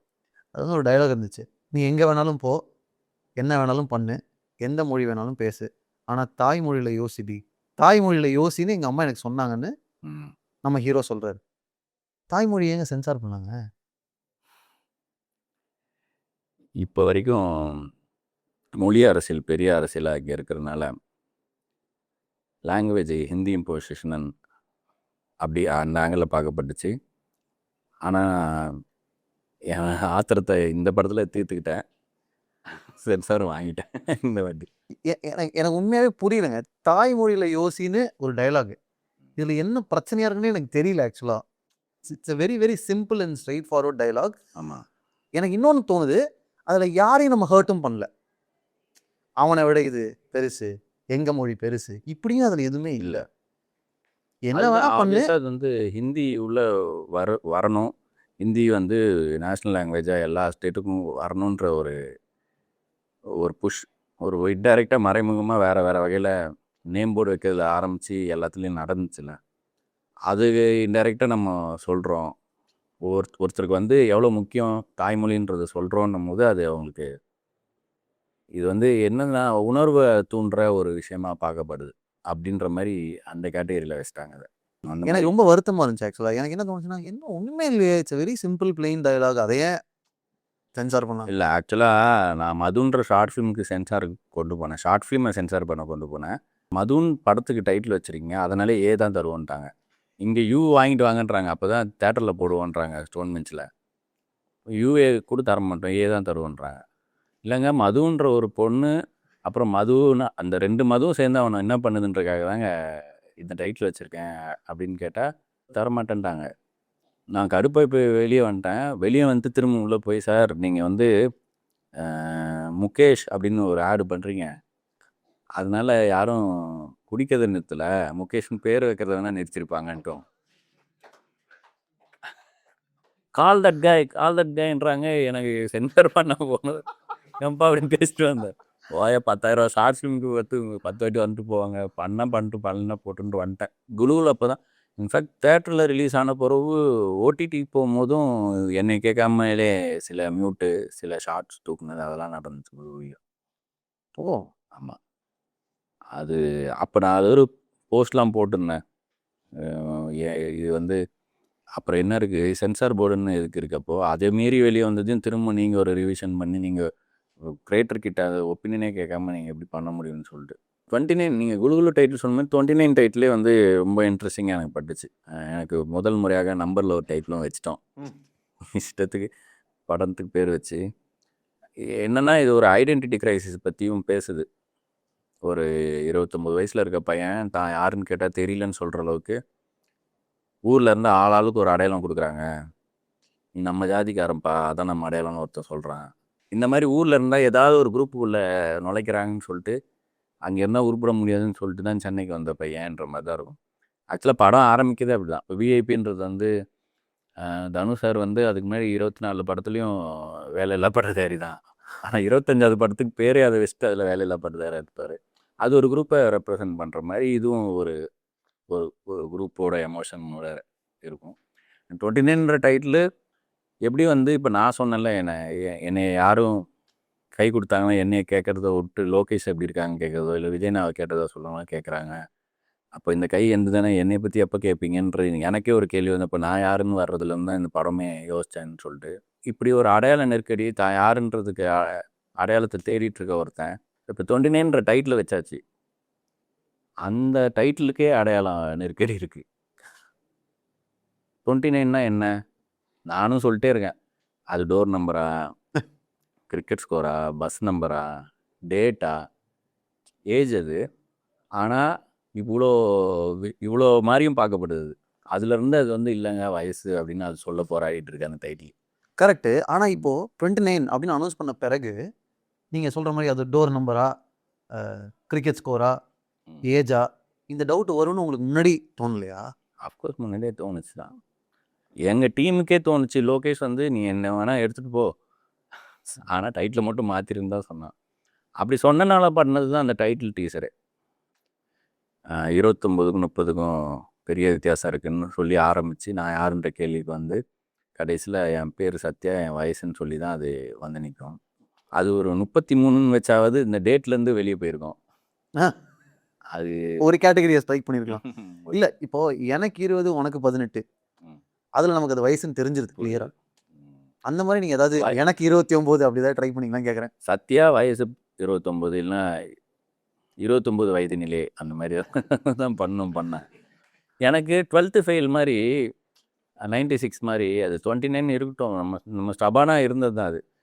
அட்லீஸ்ட் என்ன 29ன்னு கேட்குறதாவது வேணும். ஸ்ட்ரைக்கிங்காக இருக்கட்டும். ஒரு நம்பர் அவ்வளோதான் அது. இப்போ மண்டேலான்னு ஒரு படம் நெட்ஃப்ளிக்ஸில் இருக்குது. நெட்ஃப்ளிக்ஸில் தான் ரிலீஸ் ஆச்சு.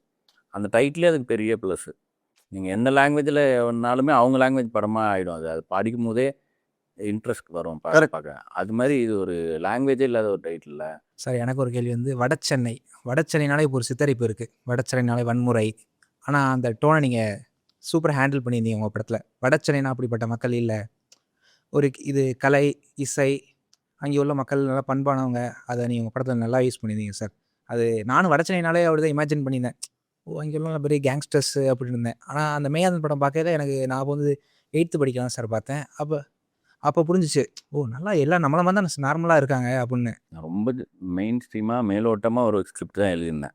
அதாவது பணக்கார வீட்டு பொண்ணு ஏழை வீட்டு பையன் தான் இருக்குது ஸ்கிரிப்டில். எப்படி வேட்டி அணிந்த பெரியவர் மாதிரி தான். இப்போ இது எப்படி வேலை ஆகுது பாருங்களேன். இப்போது நான் லொக்கேஷன் பார்க்க அனுப்புகிறேன். ஏழை வீட்டு பையனோன்னா நம்மளும் கிளம்பிட்டானுங்க நார்த் மெட்ராஸ்க்கு போகண்டு. போய் விஷுவலாக நிறைய வீடியோஸ் ஃபோட்டோஸ்லாம் எடுத்துட்டு வராங்க. அப்போ எனக்கு இன்ட்ரெஸ்டிங்காக பட்டது ஒன்று பண்ணுங்க. அங்கே இருக்கிற பசங்க இருக்காங்களா அவங்ககிட்ட சும்மா பைட்டாக எடுங்க.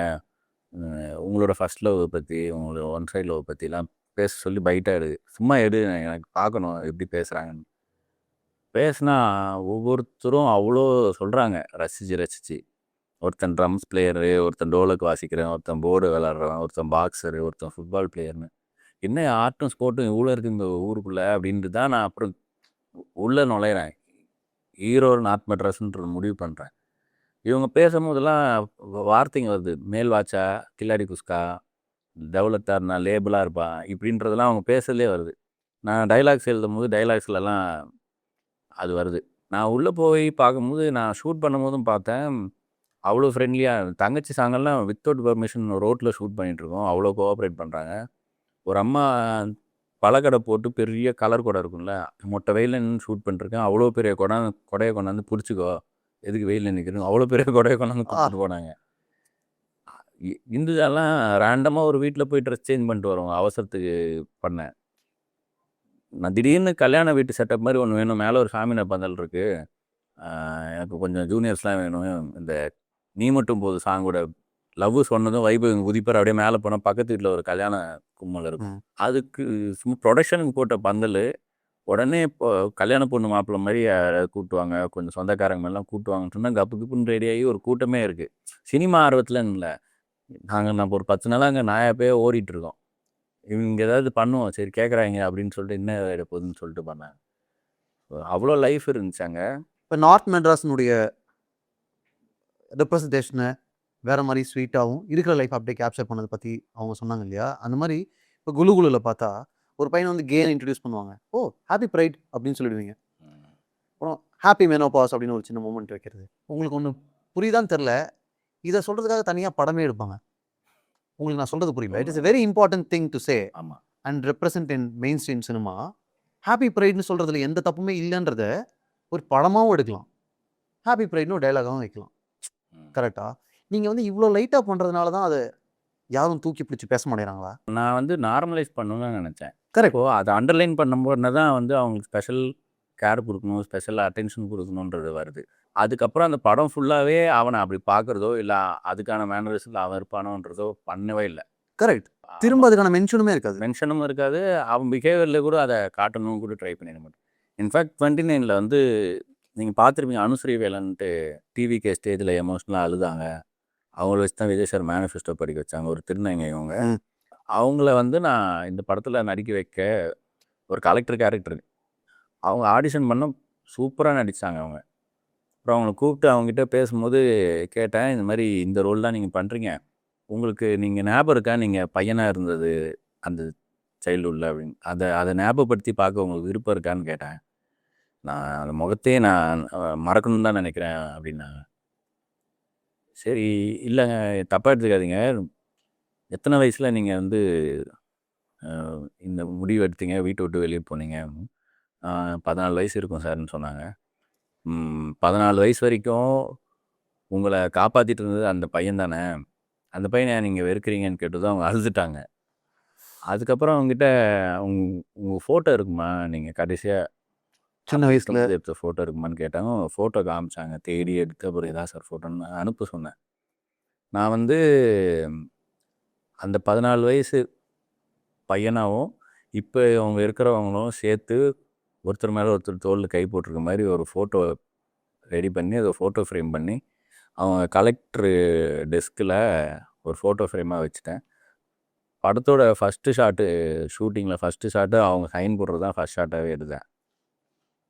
ஆனால் நீங்கள் படம் பார்த்து முடிக்கிற வரைக்கும், அவங்களா சொல்கிற வரைக்கும் அவங்க டிரான்ஸ்ஜெண்டர்னு உங்களுக்கு தெரியாது. அது மாதிரி அவங்கள பார்க்குற மாதிரியும் அதில் பண்ணல. அதுல நோக்கம். அதில் நோக்கம். இப்போ நீங்கள் நடிச்சிருந்தா நான் நடிச்சிருந்தாலும் எப்படியோ அப்படி தான் அவங்க நடித்தாலுன்ற அளவுக்கு அது இருந்தாலே போதும். அது Correct. அது தேவையில்லை. இல்ல அதுதான் எனக்கு வந்து உங்களுடைய அப்ரோச்சில் ஒரு பிடிச்ச விஷயமும் சொல்றேன். விச் இஸ் குட்ன்னு. உங்களுடைய ஃபேவரட் ஸ்ட்ரேஞ்சர் யாரு? சதுரகிரியில் வாக்கிங் போகும்போது கூட வந்த பாட்டி. நான் எதுக்கு போனேனோ அந்த கோயிலுக்கு, ஏதாவது ஒரு மைண்டு ஓப்பன் ஆகும் அப்படின்னு ஆசையில் நம்ம போவோம். பொதுவாக தானே ட்ரெக்கிங்கும் அதான், மலையேறதும் அதுதான். மோஸ்ட்லி அப்படி தான் நடக்கும். நம்ம போகிற பாதையில் நம்ம கூட ரேண்டமாக கிராஸ் ஆன ஒரு கேரக்டரே போகிற போக்கில் ஒன்று சொல்லிட்டு போவோம். இதுக்கு தான் நான் மேலே போய் கும்பலானே போனேன், நீயே சொல்லிட்டேன்ற மாதிரி இருக்கும்ல. அந்த மாதிரி பாட்டி, அந்த பாட்டி பர்சனலாக எனக்கு ஒரு பிரச்சனை இருக்கும்போது பாட்டி ஒன்று விளையாட்டாக சொல்லிட்டு போச்சு. அது எனக்கு பெரிய பார்க்குற பார்வையை கொஞ்சம் மாற்றி விட்டுச்சு. ஸோ அந்த பாட்டி தான் எனக்கு my favourite stranger. Yes to that பாட்டி. எஸ். எங்கே இருந்தாலும் நல்லா இருங்க பாட்டி. பாட்டி பாட்டி தான் பாட்டி தானேங்க நமக்கு சொல்லணும் நல்லா இருக்கேன்னு. உங்களுக்கும் அந்த மாதிரி இருந்திருப்பாங்களே. நிறைய பேர் இருந்திருக்காங்க. அது என்ன தெரியுமா ஆச்சரியமா இருக்கும், நம்ம சோகமா இருக்கோம் ஆர் நமக்கு அந்த டைம்ல அது தேவைன்றது வந்து அவங்களுக்கு எப்படி தெரியும்னே நமக்கு தெரியல. ஆமாம், சொல்லி கொடுத்து அனுப்புன மாதிரி கரெக்டாக நடந்துட்டு போயிடுவாங்க. கூட இருக்கிறவங்களுக்கே கூட சென்ஸ் பண்ணியிருக்க மாட்டாங்க. ஆனால் ரேண்டமாக ஒரு ஸ்ட்ரேஞ்சர் ஏதாவது ஒன்று சொல்லிட்டு போயிடுவாங்க. பரவாயில்லப்பா சரியாயிடும் அப்படின்ட்டு போயிடுவாங்க. இது மட்டும் சொல்லியிருக்காங்க என்கிட்ட. ஆ எதுவுமே சொல்லலை அவங்க. நாங்கள் பேசவே இல்லை. பஸ்ஸில் என் பக்கத்தில் ஒருத்தர் உட்காந்துட்டே இருந்தார். ம். உட்காந்துருந்த எனர்ஜிலே கண்டுபிடிச்சாரு போல அவர். ஒன்று அவர் இறங்கும்போது பரவாயில்லப்பா சரியாயிடும் மட்டும் சொல்லிட்டு போயிட்டாரு. ஆஹா. எனக்கு வந்து பர்சனலி உங்களோட 4 படங்களையுமே மேதமன் எல்லா படமே ரொம்ப பிடிக்கும். பட் எனக்கு குலுகுலு தான் ரொம்ப ஃபேவரட் ஆக்சுவலி. குலுகுலு வந்து ஒரு காமெடி படம் அப்படின்னு ஒரு அவுட்லைனாக நம்ம பார்க்குறப்ப தெரிஞ்சாலும், அதில் வந்துட்டு ஒரு 1-2 சீன்ஸ் வந்துட்டு கொஞ்சம் பார்க்குறப்பே ரொம்ப டிராஸ்டிக்காக அவேவாக போன மாதிரி ஒரு ஃபீல் இருக்கும். ஃபார் எக்ஸாம்பிள், அந்த ஃபர்ஸ்ட் ஹாஃபில் வந்துட்டு அந்த கல்லறையில் வந்துட்டு ஒரு மர்டர் நடக்கிற மாதிரி ஒரு சீன் வரும். காலி அந்த கிரவுண்டில் வந்துட்டு ஒரு கிட்னாப்பிங் சீன் வந்துட்டு வரும். ஒரு காமெடி படமாகவே ட்ரீட் பண்ணுறப்ப இவ்வளோ சீரியஸாக வச்சோம்னா இப்போ ஆடியன்ஸ் செட் ஆகுமா இல்லையா? அந்த கேரக்டர் நான் எழுதும் போதே வந்து ஜென்ரலாக எழுதிட்டே இருக்கும்போது ஒரு கேரக்டர் புதுசாக வருவாங்க ஸ்கிரிப்டில். நமக்கு வந்து அந்த கேரக்டர் வந்த பிறகு என்ன நடக்க போகுது கான்வர்சேஷன் வரைக்கும் ஞாபகம் இருக்கும். ஆனால் அந்த கேரக்டருக்கு அப்போ ஒரு பேர் வைக்கணுன்ற இடத்துல நிற்போம். அந்த பேர் வைக்கிற இடத்துல அதுக்கு எடுத்துக்கிற டைம்லேயே வந்து அதுக்கப்புறம் அந்த ஸ்பீடே கொஞ்சம் குறைஞ்சிரும்.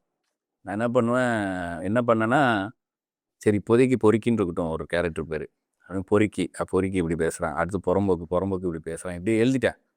எழுதி முடிச்சுட்டு அதுக்கப்புறமா நான் ரைட்டிங் ஒன்று பண்ணுன்னு சொன்னேன்ல, அதுக்கு சொல்கிறேன். எழுதி முடிச்சுட்டேன், எழுதி அப்படியே வரேன் கீழே.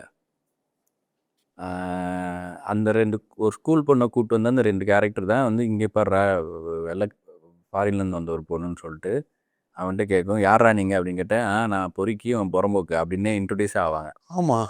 இப்படி எழுதி ஒரு லேசினஸில் டைம் ஏன் வேஸ்ட் பண்ணணும்னு சொல்லிட்டு பொறுக்கி புறம்போக்கு வச்சு போனது அது கான்வர்சேஷனில் வருது.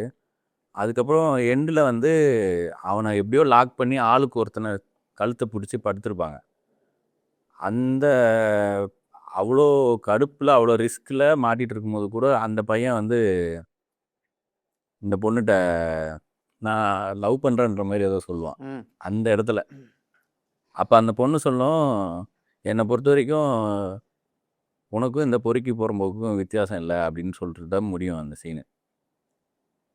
இப்போ வெறும் கேரக்டர் பேர் அங்கே வைக்காம வச்சு எழுதணுன்றது இல்லாமல் வெறும் பொறுக்கி பரம்பு வச்சனால ஒருத்தன் இப்படி இன்ட்ரோடியூஸ் ஆகி அப்புறம் அது லாஸ்ட் டைலாக்காக அந்த சீனில் முடியறதே வந்து அப்படி தான் நடந்துச்சு. அது மாதிரி அந்த படத்தில் வந்து 2 வேறு வேறு கதை நடக்கும். ஒரு கிட்னாப்பு, ஒரு ஊர்லேருந்து வந்த பொண்ணை வந்து 2 அண்ணனுங்களும் போட்டு தள்ளணும்னு தேடிட்டு இருக்க 2 பேரல் கதை நடக்கும். இந்த 2 ஒன்று வந்து ரொம்ப வைலண்ட்டான கிரேசியான ஒரு ஒரு க்ரௌடு, இன்னொரு பக்கம் ரொம்ப குழந்தைத்தனமாக ரொம்ப விளையாட்டுத்தனமாகவே சீரியஸ்னஸே தெரியாமல் சுற்றிட்டு இருக்க இந்த கேங். ஸோ இந்த கதை வந்து அந்த சீரியஸ்னஸ் ரூட்டை தான் கொண்டு போச்சு. எனக்கு வந்து மரியம் ஜார்ஜ் ஒரு பாயிண்டில் காப்பாத்தியா அப்படின்னு ஒரு சின்ன ஃப்ரேம் வரும். இந்த கழுத்தை நெரிச்சிட்டு இருக்க கேரக்டர் வந்து அவர் ஸ்ரீலங்கன் தமிழில் நடிச்சிருப்பாரு. காசுக்காக இப்போதைக்கு இங்கே சர்வே ஆகணுமே அதுக்காக ஒரு ஒரு கிட்னாப்பை ஃபேக் பண்ணுவார். ஆனால் அது இந்த இடத்துக்கு கொண்டு வந்து விட்ருக்கு. ஒரு பொண்ணை வந்து செக்ஷுவலாக ஹராஸ் பண்ண ட்ரை பண்ணியிருக்காங்க வரும்போது அவரோட ட்ராமா அவருக்கு ஒரு ஸ்பிளிட் செகண்ட் நான் வந்து போவோம். அவங்க ஒய்ஃபோட முகம் வந்து போகிற மாதிரி தான் இருக்கும். அது தவிர வேறு அவர் ஸ்ரீலங்கன் தமிழ் அங்கே அவ்வளோ பிரச்சனை எதுவுமே பேசிக்க மாட்டோம். ஒரு ஃப்ரேம் தான் வரும். அந்த மொமெண்ட்டில் நம்ம பண்ணுறது தப்புன்றது ரியலைஸ் பண்ணுவார். ஒரு மாதிரி பதறிடுவார், இங்கேயும் அங்கேயும் ஓடுவார். என்ன பண்ணேன்னு தெரியாது. பக்கத்தில் கிடச்ச ஒரு பெரிய கல்லை கொண்டாந்து அவன் மண்டையில் அடித்து அவனை ஃபினிஷ் பண்ணி தான் அந்த பொண்ணை ரிலீவ் பண்ணி விட்டு நீங்கள் போங்கலாம் அனுப்பிவிடுவார். இந்த இடத்துல இவர் இப்படி ட்ரிகர் ஆகணும்னா எனக்கு அவ்வளோ சீரியஸாக அந்த மொமெண்ட்டுக்கு வந்து வார் டைமில் அங்கே நடந்த வார் க்ரைமில் எவ்வளோ ஃபேமிலி அஃபெக்ட் ஆச்சுன்ற அத்தனை கதை இருக்கும்ல, அந்த கதையோட பாதிப்பு ஒரு ஃப்ரேமில் அந்த பொண்ணு காமிக்கிறோன்னா டார்க்காக போனால் மட்டும்தான் அங்கே ஒரு ஃப்ரேம்லேயே அந்த இம்பேக்டை அவர் மேலே ஏற்ற முடியும். அதுக்காக எடுத்த கால் அது.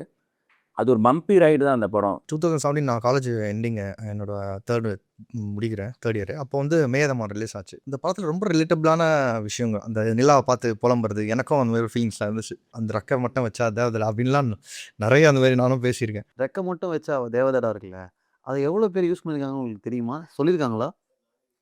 நீங்களும் யூஸ் பண்ணியிருக்கீங்களா? ஓகே. இப்போ 29 இருக்குது பார்த்தீங்களா? இப்போ அது டீசர் பார்த்தோன்னே எனக்கு இது என்ன இது நான் தான் அதில் ஹீரோ, நான் என்னோட படம் அப்படின்ற மாதிரி எனக்கு ரிலேட்டபிள் ஆகிடுச்சு. ஸோ ஃபஸ்ட்டில் நான் அட்டாச் ஆகிட்டேன். ஏன்னா எனக்கு இந்த மேலேருந்து 29 என் கதை ஏதோ நீங்கள் சொல்ல போகிறீங்களோ அப்படின்ற மாதிரி ஒரு சின்ன ஒரு க்யூரியஸ் எனக்கு. ஸோ அந்த ரிலேட்டபிளான தாட்ஸ் உங்ககிட்ட இருக்கும்போது நீங்கள் தான் நீங்கள் அப்படின்ற மாதிரி ஒரு அட்டாச்மெண்ட்டு எனக்கு சிங்க் ஆகுது. ஸோ எனக்கு அது அப்போதுலேருந்து அந்த மேயதமான்லேருந்து இப்போ 29 வரைக்கும் ஒரு செம சிங்க்குண்ணா. தேங்க்யூ. உங்கள் படம் தான் அது. உங்கள் படம் தான், நம்ம படம் தான் அது. எல்லாரும் ரிலேட் ஆகிற ஒரு படமாக தான் இருக்கும். சார் இப்போது நீங்கள் ஒரு விஷயம் சொன்னீங்க, இந்த சின்ன சின்ன விஷயத்தில் கோக்கீப் பண்ணுறது அப்படின்ட்டு. பொதுவாக எல்லாரும் ரைட்டிங்கில் வந்துட்டு ஒன்று ஸ்டோரியவே என்டையராக வந்துட்டு டிஃப்ரெண்ட்டாக பண்ணணும்னு பார்ப்பாங்க. அதுதான் அவங்க டிஃப்ரெண்ட்ஸ் நினைப்பாங்க. நீங்கள் உங்கள் படத்தில் இதை நீங்கள் பண்ண ஆரம்பிச்சிங்களே, உங்களுடைய டிஸ்கஷன் சைடில் இந்த மாதிரி சின்ன சின்ன விஷயத்துக்குள்ளே கோக்கீப் பண்ணுறீங்களா? அது வந்து எதெல்லாம் மோஸ்ட்டாக அக்செப்ட் ஆகிருக்கு, எதெல்லாம் நீங்கள் அக்செப்டன்ஸ் மீறி வச்சது, அந்த மாதிரி ஏதாவது இருக்கா? உங்களுக்கு கான்ட்ரடிக்ட் பண்ணுற ஆட்கள் இருக்காங்களா உங்களை சுற்றி? கான்ட்ரடிக்ட் பண்ணுற ஆட்கள் தான் இருக்காங்க. எல்லாருக்கும் ஒப்பீனியன் இருக்கும். அதாவது அதை ஏன்பா போடுற, அதை வை அப்படின்ற கேங்கெல்லாம் நிறையா இருக்கு. சூப்பராக இருக்குண்ணே இந்த சீன் அப்படின்ட்டு ஒருத்தன் போவான். ஏங்க பேசிகிட்டே இருக்காங்க அப்படின்னு ஒருத்தன் சொல்லிட்டு போவான். எல்லார் பேச்சும் கேட்டவனும் கேட்டான், ஒருத்தன் பேச்சும் கேட்காதவனும் கேட்டான். யார் பேச்சை கேட்கணுன்றது நம்ம கையில் தான் இருக்குது. எனக்கு அவங்க சொல்லும் போது அவன் என்ன கைண்ட் ஆஃப் ஃபிலிம்ஸ் அவனுக்கு பிடிக்கும், இவங்க எல்லாருக்கும் இவங்களை பற்றி எனக்கு ஒரு ஐடியா இருக்கும். 2 பேரும் பையனும் பொண்ணும் பேசினாலே ஃபார்வர்ட் பண்ணுறவனும் இருக்கான். உட்காந்து 2 பேர் பார்த்துட்டு இருக்கிறதே இவனும் கூட உட்காந்து பார்க்குற அளவுக்கு லவ்வை ஃபீல் பண்ணி பார்க்குறோன்னு அந்த கேங்கில் இருக்கான்.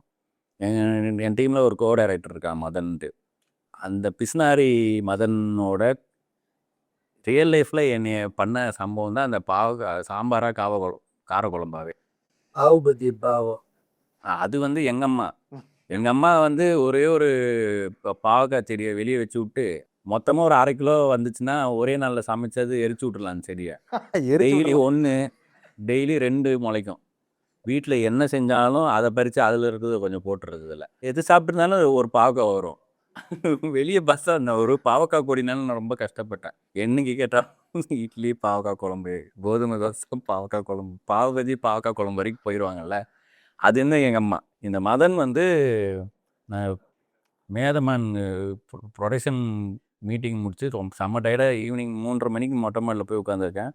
சாப்பாடை போட்டு நானே சாம்பார் ஊற்றி சாப்பிட்டுட்ருக்கேன். அதெல்லாம் விலைக்கு வச்சுட்டு அவன் பக்கத்தில் உட்காந்து ஆக்குறான். வந்துட்டு சொல்லுங்கள் என்ன சொன்னாங்க, இதில் சாப்பிடணும் முதல்ல சாப்பிட்டுட்டு அதுக்கப்புறம் குழம்பு ஊற்றுறா அப்படின்னு சொன்னேன். அவன் வந்து சாம்பாரா காரக்குழம்பான்னு கேட்டான். பரவாயில்ல அக்கறையே கேட்குறேன், இப்போ சாம்பார் ஊற்றுனால அடுத்து காரக்குழம்பு, இது காரக்குழம்பே ஊற்று அப்படின்னா நல்ல வேலை அப்படின்ட்டு ஊற்றுனான்.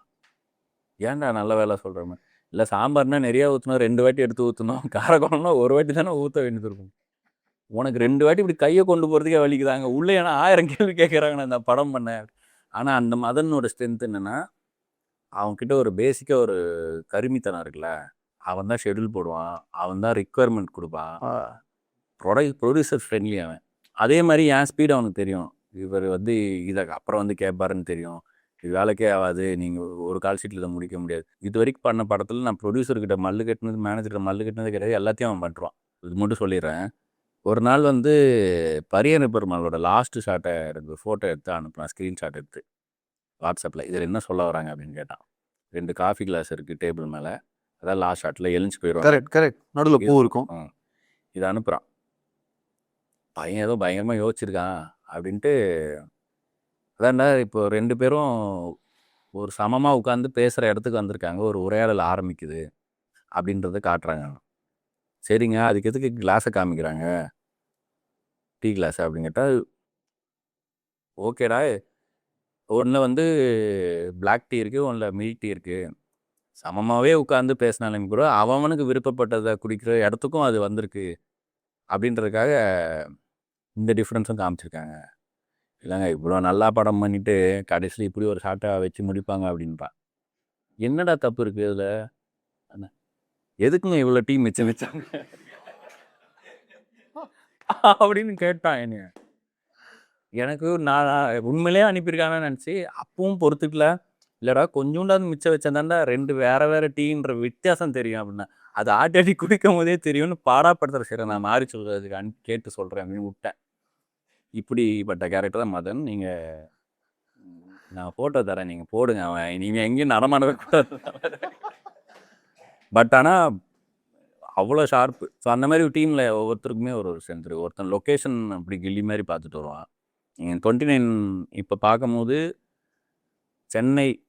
சென்னையில் இருக்கிற லேண்ட்ஸ்கேப்பு, சென்னையோட ஐகானிக்கான இடங்கள், சென்னைக்குன்னு இருக்கிற அழகான விஷயங்கள்லாம் படத்துக்குள்ளே வர்றதுக்கு விக்னேஷ்னு ஒரு ஏடி இருக்கான். லொக்கேஷன் பார்க்கறதுக்கு தான் வரும். ஏன்னா மிட் நைட் பிரியாணி சாப்பிட்றது, ஊர் சுற்றுறது தான் வேலை அவனுக்கு. சந்து பொந்தல்லாம் தெரிஞ்சு வச்சுருப்பான். நார்த் மெட்ராஸ் ஃபஸ்ட் படத்துலேருந்தே அவன் தான். அவனால தான் மேதம்மன் நார்த் மெட்ராஸ் படமே ஆச்சு. அந்த லொக்கேஷன் பார்க்க தான் அவன் ஸ்ட்ரென்த்து. அவன் சந்து பொந்து இந்த இதுக்கெலாம் போய் எடுத்துகிட்டு வந்துடுவான் எதாவது. இந்த படமும் படமாக விஷுவலாக நல்லா வர காரணம், முக்கிய காரணம் விக்னேஷ். ரத்னகுமார் இஸ் ரத்னக்கட்டி ஆஃப் தமிழ் சினிமா. அவர் இன்னைக்கு இங்கே கூப்பிட்டதுக்கு ரொம்ப நன்றி. அதுக்கப்புறம் ரத்னா ப்ரோக்கும் எனக்கும் ஏகப்பட்ட கிளாஷ் ஆரம்ப காலத்துலேருந்து. அண்ணா வந்து பயங்கர விஜய் ஃபேனு, நான் பயங்கர அஜித் ஃபேனு, அந்த மாதிரி ஒரு கிளாஷு. அப்புறம் வந்து last year June 3 3 BHK preview வந்திருந்தாங்கன்னா, வந்தப்போ படம் முடிச்சுட்டு போகும்போது கண்ணாடி கீழே விழுந்துச்சு. ஒரு கண்ணாடி மெரிக்கிற மாதிரி வந்துட்டாரு. வெடிக்கிற மாதிரி வந்துட்டு இப்படி பண்ணிட்டு கண்ணாடி எடுத்து அம்மா கிட்ட கொடுத்தாங்க. அந்த கண்ணாடி அம்மா இது வரைக்கும் எதுவுமே பண்ணவே இல்லை, அப்படியே பத்திரமா வச்சுட்டு இருக்காங்க. ஏய் ரத்னா கொடுத்த கண்ணாடிடா, பத்திரமா வச்சுக்கணும் அப்படின்னு. ஞாபகமே இல்லை இந்த சம்பவமே. வாவ். அம்மாவுக்கு வந்து மேதமான் டைம்ஸில் வந்து ரொம்ப ஆஃப்டர் ஓடிடி தான் அதை பார்த்தாங்க. டெய்லி போயிட்டுருக்கோம் சீரியல் மாதிரி. நான் ஆஃபீஸ் கிளம்புவேன், மேதமான் போவோம், காலைல 4 மணிக்கு வருவேன், அப்பயும் மேதமான் போயிட்டுருக்கோம். என்னம்மா ஆச்சு, இல்லைடா இது ஓகேவா இருக்குடா, அப்படி போயிட்டே இருக்குடா அப்படின்னு. ஏன்னா ரொம்ப கனெக்ட் ஆகிட்டாங்க மேதமான் கூட. அப்புறம் ஆடை அவங்களுக்கு அந்த அளவுக்கு ஒர்க் ஆகலை. அது சொல்லியும் சொன்னாங்க, என்னடா ஆடை எனக்கு ஒர்க் ஆகலைம்மா, அது உங்களுக்கு இது அப்படின்ட்டு. குலுகுலு வந்தப்போ ரொம்ப என்ஜாய் பண்ணிட்டு இருந்தாங்க. ஒரு 2 months பிஃபோர் வந்து 29 அதை முடிகிற பேட்ச் ஒர்க் டைம் அது. அப்போ வந்து ரத்னா ப்ரோ வந்து அசோக் பில்லரில் ஒரு கோயிலில் இருந்தாங்க. கோயில் விட்டு வெளியே வந்திருந்தாங்க. வெளியே வந்திருந்தப்போ ரத்னா ப்ரோ கிட்ட ஒரு பர்சன் வந்து அசிஸ்டன்ட் டைரக்டருக்கு சான்ஸ் கேட்டு நின்றுருக்காரு. ரத்னா ப்ரோ இறங்கி வந்து கார்லேருந்து இறங்கி வந்து அந்த பர்சன் கிட்ட பேசியிருக்காங்க, என்ன பண்ணியிருக்கீங்க, என்ன ஒர்க் பண்ணியிருக்கீங்க அப்படின்ற மாதிரி கேட்டிருக்காங்க. அப்போ அந்த பர்சன் வந்து சொல்லியிருக்காங்க, இது மாதிரி 2 படம் அசிஸ்டன்ட் டைரக்டராக ஒர்க் பண்ணேன், உங்ககிட்ட ஏடியா செய்கிறதுக்கு ஏன்னா சான்சஸ் இருக்குமாண்ணா அப்படின்ற மாதிரி கேட்டிருக்காங்க. ரத்னா ப்ரோவோட பதில் என்னவா இருந்துச்சுன்னா, எதுக்காக ஆல்ரெடி ப்ரீவியஸாக ஒர்க் பண்ண டேரக்டர் கிட்டேருந்து எதுக்கு வந்தீங்க அப்படின்ற மாதிரி கேட்டாங்க. இல்லை அவர் இப்போ படம் முடிச்சிட்டாரு, அடுத்து ஒரு ஸ்கிரிப்ட் போயிட்டுருக்கு, எனக்கு அந்த டைமில் நான் வேஸ்ட் பண்ண வேணாம், நான் வந்து ரத்னா ப்ரோ கிட்ட ஜாயின் பண்ணோம் அப்படின்ற மாதிரி இன்டென்ஸில் அவங்க பேசியிருக்காங்க. இவங்க வந்து கேட்டிருக்காங்க, இவ்வளோ நாள் வந்து நீங்கள் ஒர்க் பண்ணது வந்து நல்ல டேரக்டர் இல்லையா அப்படின்ற மாதிரி கேட்டிருக்காங்க. அவன் வந்து என்ன சொல்லியிருக்காங்கன்னா, அவங்க என் கொஷின் என்னவா இருந்திருக்குன்னா, இல்லை ஒரு நல்ல டேரக்டர் கிட்ட ஒர்க் பண்ணணும் அப்படின்ற மாதிரி சொல்லியிருக்காங்க. அப்போ என்ன பண்ணு, நீ 29 பார்த்துட்டு வா, அதுக்கப்புறம் உனக்கு பிடிச்சிருந்தா என்கிட்ட ஒர்க் பண்ணு அப்படின்ற மாதிரி சொல்லியிருக்காங்க. அப்படியே 29 பார்க்கறதுல அப்போ நான் என்ன ஃபீல் பண்ணேன்னா, என்னடா இவ்வளோ கான்ஃபிடென்ட்டு. அதான் ஒரு யூனிவர்சல் எமோஷன் இருக்குது. லவ்ன்றது ஒன்று இருக்குது. அண்டு எல்லாருக்கும் இருக்கிற அந்த எக்ஸிஸ்டென்ஷியல் கிரைசிஸ் அதை பற்றியும் ஒரு மாதிரி ஹீலிங்கான ஒரு ஃபீலிங் கொடுக்குன்ற நம்பிக்கை இருந்தனால எனக்கு எனக்கு எனக்கு ரொம்ப மூவ் ஆன ஒர்க் பண்ணும் போதே எழுதும் போதே வந்து நிறைய இடங்கள்ல எமோஷ்னலாக மூவ் ஆன ஒரு script compared to other script. So அதனால இருந்த கான்ஃபிடென்ஸ் தான். நான் ஆனாலுமே 29 பார்த்து அப்போ சேர்த்துக்குன்னு சொன்னேன். அது என்ன அர்த்தத்தில் சொன்னேன்னா, நீ அதை பாரு, அதுக்கப்புறம் நான் நல்ல டைரக்டராக முடிவு பண்ணு, அதுக்கப்புறம் வந்து சேருன்னு அந்த அர்த்தத்தில் தான் சொன்னேன், தவிர கான்ஃபிடென்ஸில் சொல்ல. Thank you so much. Very very sweet. Thank you. சந்தோஷமா இருக்கும் உங்க பார்த்ததுல.